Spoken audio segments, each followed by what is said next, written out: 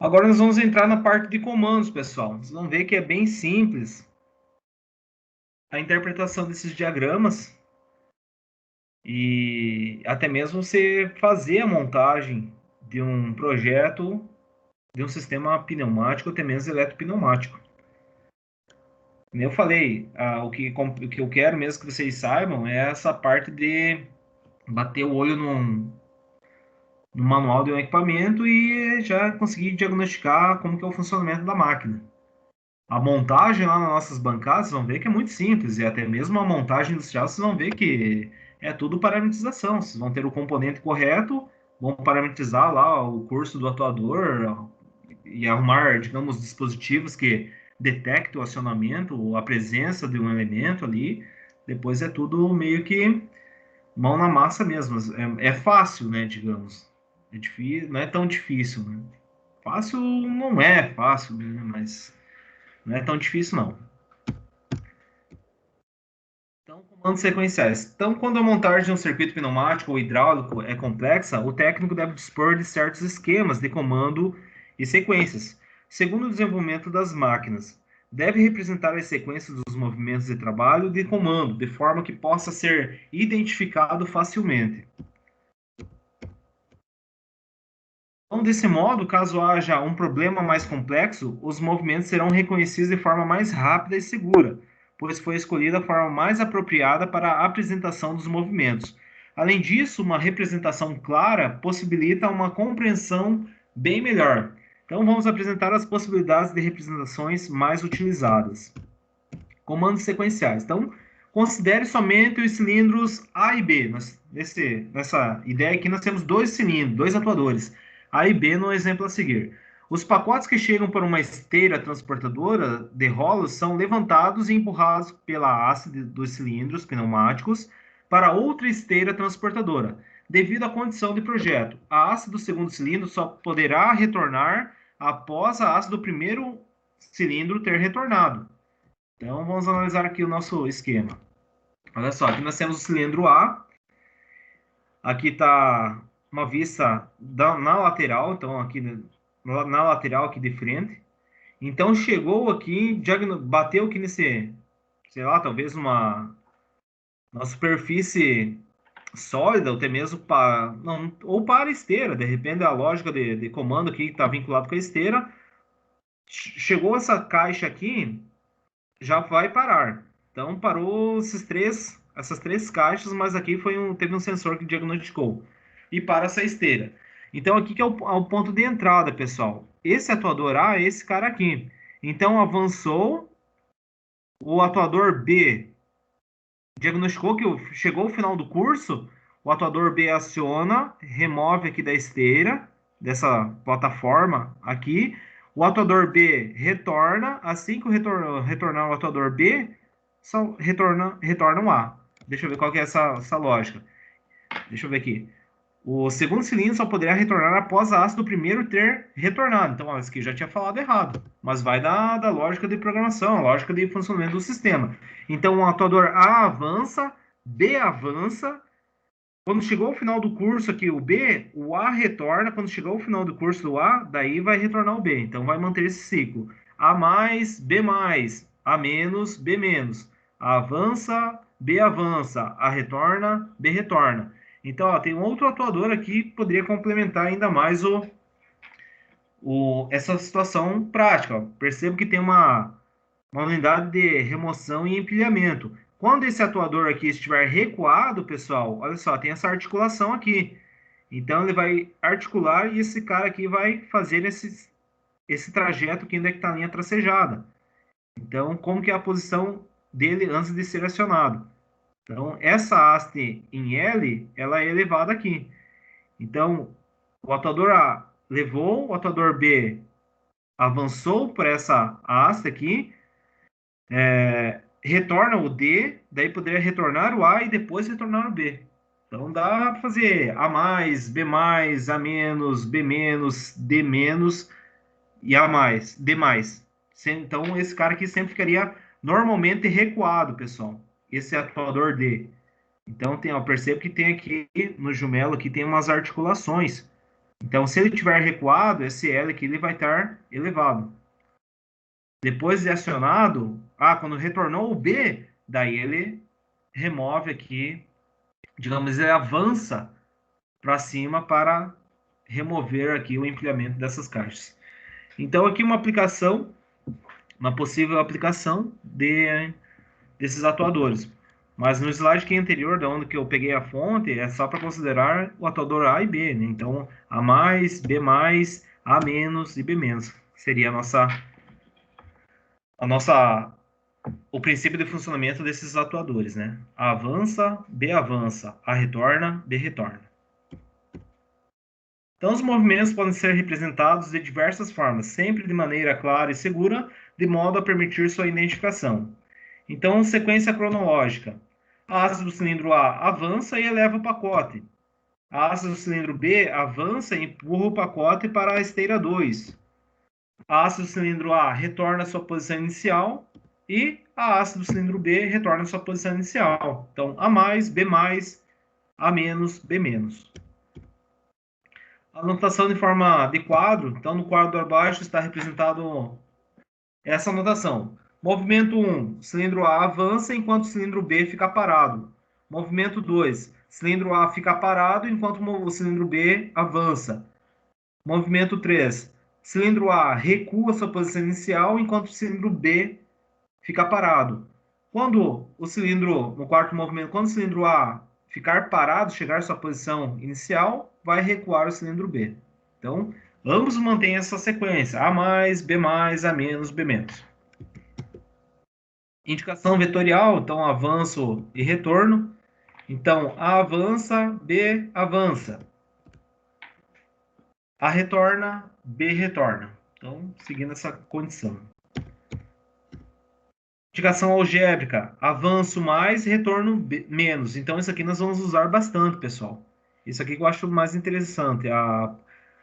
Quando nós for fazer o trajeto e passo, a indicação algébrica. Então, para o avanço do atuador A, que foi nomeado como A, seria A mais. Segundo passo, o atuador B avança. Então, A mais, B mais. A avança, B avança. Terceiro passo, cilindro A retorna. Então, A mais, B mais, A menos. E o quarto passo, B menos. A mais, B mais, A menos, B menos. Então, a indicação algébrica é a mais usual aí nas escolas técnicas para facilitar o entendimento dos passos, dos avanços desses atuadores. Diagrama de movimentos, então, trajeto e passo é representada a sequência de movimentos de um elemento de trabalho por meio de duas coordenadas. Uma representando o trajeto do elemento e a outra representando o passo do elemento. Então, por isso que é conhecido como diagrama trajeto e passo. Então, está aqui, pessoal. O cilindro aqui na parte superior identifica que ele está avançado, na parte inferior recuado. Infelizmente nós não temos linhas, mas era para ter umas linhas aqui. Mas aqui eu acho que vai dar para vocês entenderem um pouco.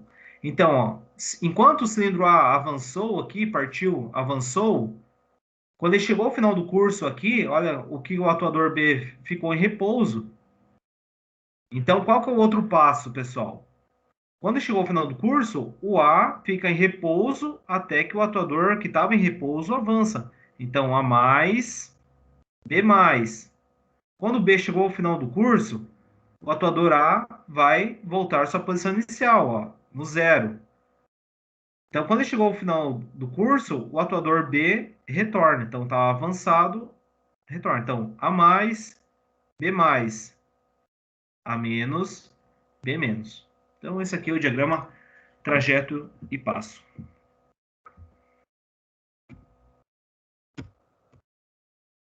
Diagrama trajeto e tempo. Então, nesse diagrama, o trajeto de uma unidade construtiva é desenhado em função do tempo, contrariamente do diagrama trajeto e passo. Então, percebam, pessoal. Ó, A avançou, olha o tempo que ficou o A repousado até que, quando chegou ao final do curso A, o atuador B foi avançando. Então, teve um tempo até chegar ao final do curso. Chegou ao final do curso, o A já retornou rapidamente. Chegou rapidamente, o B retorna rapidamente também. Então, A mais, B mais, A menos, B menos. A mais, B mais, A menos, B menos. Então, esse aqui é o trajeto e tempo. É levado em consideração o tempo do trajeto dos atuadores. Aqui, os estados de comutação dos elementos de entrada de sinais e dos elementos de processamento de sinais sobre os passos. Então, não considerando os tempos de comunicação. Então, aqui não, nós temos só um atuador, só tem o cilindro, mas aqui deveria ter os dois atuadores. Então, A mais, enquanto o B ficaria em repouso. Quando o A ficou em repouso aqui, o B tinha que subir. Então, B mais, daí A menos e B menos. Diagrama de comando. Então, um circuito pneumático é representado por uma numeração específica, pessoal, indicando onde está cada parte do circuito, conforme a divisão mostrada no item sobre os elementos pneumáticos que já estudamos. Essa forma de representação pode ser dividida da seguinte forma: elementos de trabalho são atuadores que podem ser representados de forma numérica ou em forma de letras, como mostrado a seguir. Então, é possível o 1, 2 e 3, então nós temos três atuadores, atuador 1, atuador 2 e atuador 3. Ou 1.0, 2.0 e 3.0. Essa denominação aqui, pessoal, atende à norma ISO 1219. E aqui, quando é letras, atende à norma DIN, a norma alemã 24300. Então, que utiliza-se letras. Então, vocês se lembram quando 1.0, se fosse só um dentro de uma válvula, pessoal, seria pressão. Nós falamos isso na aula passada. E se fosse um P, forma por letra, seria a pressão, só que atendendo a norma DIN. Então, nós vamos se deparar com várias normas aí, tanto em manuais de máquinas e equipamentos, tanto na norma ISO quanto na norma DIN. Nós, talvez, não vamos ficar nomeando tudo certinho, mas caso vocês tivessem que fazer um manual de uma máquina para estão trabalhando no projeto de um equipamento, que vocês vão vender essa máquina aí para uma indústria, daí tem que deixar tudo organizado, né? Deixar tudo bem enumerado, atendendo alguma dessas duas normas. Aqui os elementos de comando são válvulas de controle direcional dos atuadores, que podem ser representados por números também. Então, 1.1.0 é o atuador, 1.1 é a válvula de comando que vai comandar o atuador 1. 2.0 é o atuador, 2.1 é a válvula de comando direcional que vai comandar esse atuador 2. E 3.0 seria o nome do atuador, o número do atuador, e 3.1 a válvula vai comandar esse atuador. Se fosse na norma DIN, seria A0, B0 e C0. A0 comanda o atuador A, B0 comanda o atuador B e C0 o atuador 3. Elementos de sinais. Então, são sensores ou fins de cursos utilizados para o retorno ou avanço do atuador. Os sensores ou fins de curso são responsáveis pelo avanço do atuador, que ficam ligados à esquerda da válvula direcional e recebem os valores pares para avanço. Os sensores ou fim de curso que são responsáveis pelo retorno do atuador ficam ligados à direita da válvula do controle direcional e recebem os valores ímpares, pessoal. Então, para retorno é ímpar, para avanço é par. Então, avanço 1.2, retorno 1.3. Avanço 1.4, retorno 1.5. Na norma DIN, A2, avanço, A4, avanço, A1, retorno e A3, retorno. Elementos auxiliares então, são válvulas de controle de fluxo ou válvulas de escape rápido que auxiliam no funcionamento de um sistema, pessoal. Então, um que está interligado ao... vai influenciar no avanço, a velocidade do atuador 1 no avanço, então 1.02 para avanço, número par, para retorno 1.01, caso fosse uma válvula controladora de fluxo. E aqui, se fosse o atuador comandar um avanço, digamos, regulado para o atuador A, seria A.02 para o avanço e A.01 para regular o retorno, a velocidade do retorno desse atuador A. Aqui uma informação, pessoal. Então, você sabia, para o controle do avanço de um atuador, utilizamos a válvula reguladora de fluxo no retorno do atuador. E para controle do retorno, utilizamos a válvula reguladora de fluxo no avanço do atuador. Bem lembrado, legal, pessoal. Então, percebam, as válvulas que vão regular o fluxo para o avanço do atuador, ele deve ser conectado não ali no pórtico traseiro do cilindro, mas sim no pórtico dianteiro.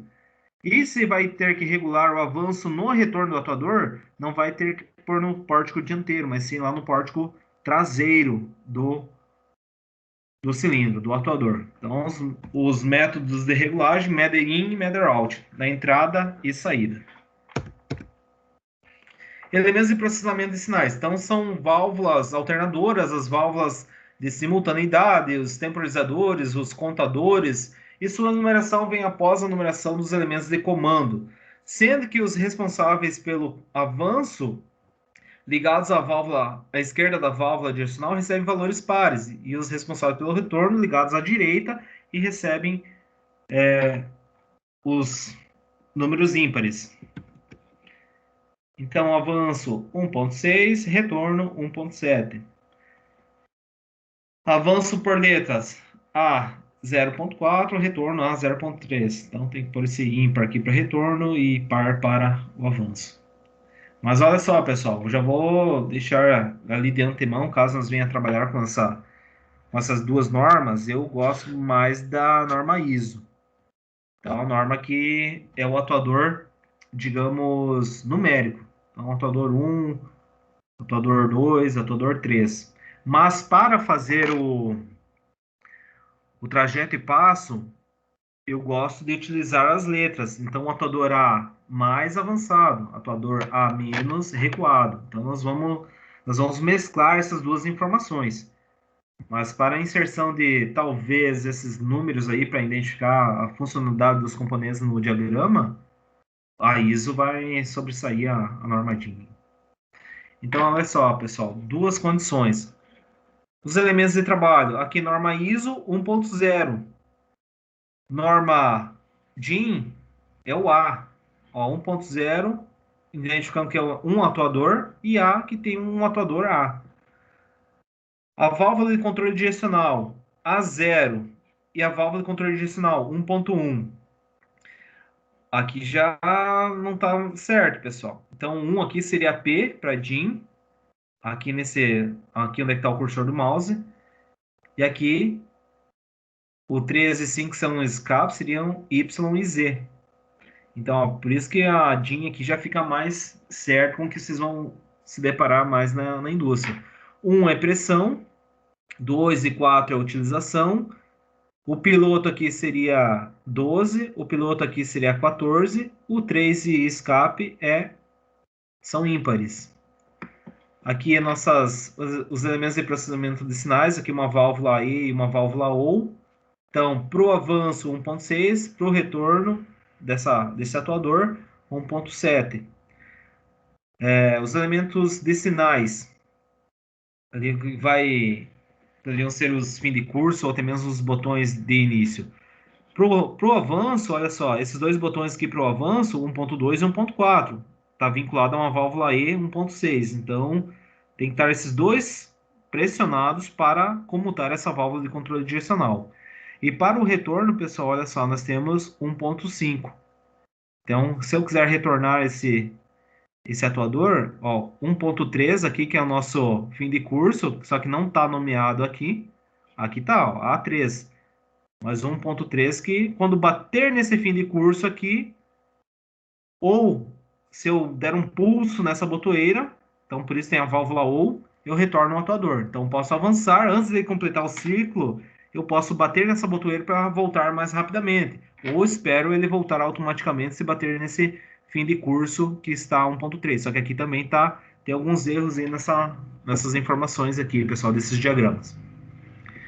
E aqui os elementos de produção e tratamento e distribuição. Então, elementos de produção e distribuição está aqui nessa seta triangular. E aqui seria a unidade de conservação, a nossa unidade de tratamento final, que é o lubrifil. um lubrificador, um filtro, um regulador de pressão e talvez ali um lubrificador. Galera, show de bola?